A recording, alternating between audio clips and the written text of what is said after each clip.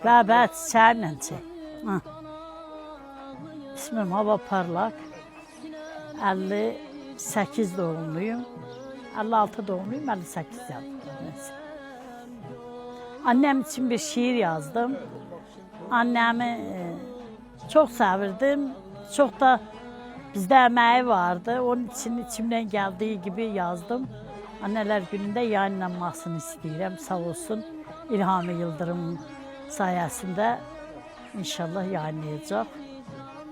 Anam anam, canım anam, gözlerimin nuru anam, beyaz tenli nurlu anam. Ana bizde hakkın çoktu, diyecek bir sözüm yoktu. Tarla tarla dolandırdın, hep omzunda taşıdın. 4 yetimle 4 tufarı bırakarak gitti babam. Yoksullukla çarpışarak saçını ak ördü anam.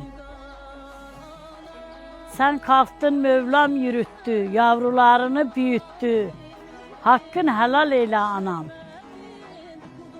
Hacca Kelbele'ye gittin, Mekke'yi ziyaret ettin. Namaz kıldın, dua ettin, sana bu yakışır anam. Bütün analara Allah rahmet eylesin. Her anne gibi bizim de annemizin çok emeği vardı bizde. Mekanları nurla dolsun inşallah. Ana gözüm kan ağlıyor, sinem hicran dağlıyor.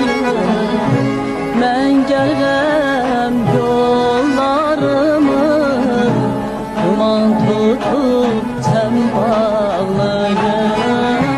Duman tutup sen bağlıyor. Ana gözüm kan ağlıyor, sinem